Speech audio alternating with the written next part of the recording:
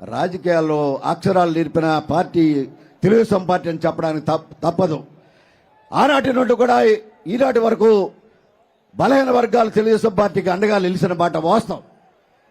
అప్పుడప్పుడు ఏదైతే ఆశలు చూపి అటు వెళ్ళినా ఇటు వెళ్ళినా మళ్ళీ తెలుగుదేశం పార్టీకి వచ్చి అండ పిలుస్తూ ఉన్నాయి. ఈనాడు 2019లో జరిగిన ఎన్నికల్లో జగన్మోహన్ రెడ్డి మోసపూరితమైన వాగ్దానాలు, ప్రతి ఒక్కరికి కూడా కార్పొరేషన్ ఇస్తానని చెప్పి 56 కార్పొరేషన్లు ఇచ్చారు. కుర్చీలు లేవు, నిధులు లేవు.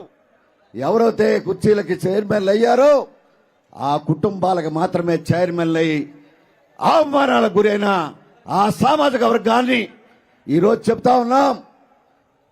అలాగే ఎస్సీ కార్పొరేషన్ పేరిట మాలా corporation, Madiga corporation, Relli corporation పెట్టారు.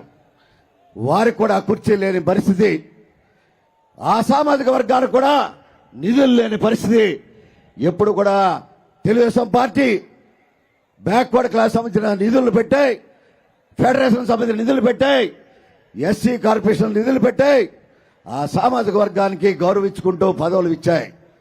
కానీ మీరిచ్చిన పదవులు మీరు జీతాలు ఇచ్చి మీ పార్టీకి ఉపయోగించుకుంటున్నమాట వాస్తవం కాదా అని అడుగుతా ఉన్నా. ఈ వేదిక ద్వారా సవాల్ విసురుతున్నాం. మీరేదైతే వైఎస్ఆర్ పార్టీ ఈరోజు ఉదయం నుంచి కూడా మంత్రులు కానీ శాఖ మంత్రులు కానీ అనేక మంది ఈ డిక్లరేషన్ గురించి మాట్లాడుతున్నారు. సవాల్ విసురుతున్నాం. మరొకసారి ఎక్కడైనా 56 కార్పొరేషన్ నిధులు ఇచ్చారా? గౌరవ ఇచ్చారా? మీ మంత్రులకి శాఖలు గౌరవ ఇచ్చారా? మంత్రులు మాత్రం బూతుల మంత్రులుగా చేసుకున్నారు.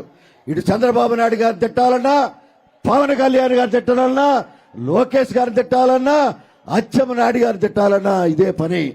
మీకున్న వాళ్ళ మీ శాఖల గురించి మాట్లాడే దమ్ము ధైర్యం లేని మంత్రిత్వ శాఖలు, దేనావస్థలో ఉన్న శాఖలు మాత్రం మీరు మంత్రులుగా ఉన్నారు. అది అవమానంగా భావిస్తున్నాం. మేము చెప్తా ఉన్నాం, భవిష్యత్తు రాజకీయాల్లో జనసేన తెలుగుదేశం పార్టీ యొక్క రాజకీయం భవిష్యత్తులో ప్రత్యేకమైన బలహీన వర్గాలకి ఏదైతే గతంలో అక్కడక్కడ మీకుండే అపోహల్ని తొలగించడమే ఈ యొక్క బీసీ డిక్లరేషన్ యొక్క సవాలు విసురుతున్నాం. భవిష్యత్తులో మేము తెలుగుదేశం పార్టీ జనసేన చేయబోతే బలహీన వర్గాలకి హామీలు, ఏదైతే బలహీన వర్గాల యొక్క చట్టాన్ని తీసుకురాబోతా ఉన్నాం.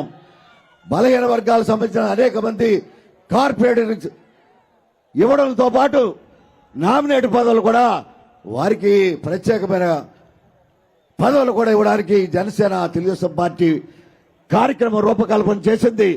దానికి కారణం గ్రామ స్థాయి నుంచి మండల స్థాయి నుంచి జిల్లా స్థాయి వరకు ఏదైతే బీసీ డిక్లరేషన్ జేహో బీసీ పేరిట జరిగిన సభా కార్యక్రమాల యొక్క ఆలోచనల్ని ఈరోజు నిన్న మొన్న జరిగిన సమావేశంలో రూపకల్పన చేశాం.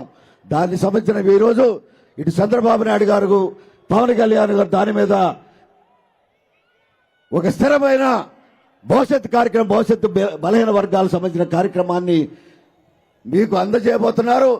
బలహీన వర్గాలకు సంబంధించిన కుల వృత్తిని ఏ రకంగా కాపాడుతామని చెప్పే కార్యక్రమాలు కానీ, బలహీన వర్గాల్ని ఏ రకంగా గౌరవించుకుంటామనే కార్యక్రమం కానీ, బలహీన వర్గాలకి ప్రజాస్వామ్యంలో మీకు పదవులు ఇస్తామనే కార్యక్రమం కానీ, బలహీన వర్గాలకు సంబంధించిన ఆయా జిల్లాల్లో కానీ ఆ వృత్తులకు సంబంధించిన సదుపాయాలు అందించడంలో కూడా ఎక్కడ వెనుకాడమని చెప్పడానికే ఈ బీసీ డిక్లరేషన్ సభని సవాలు విసురుతున్నాం.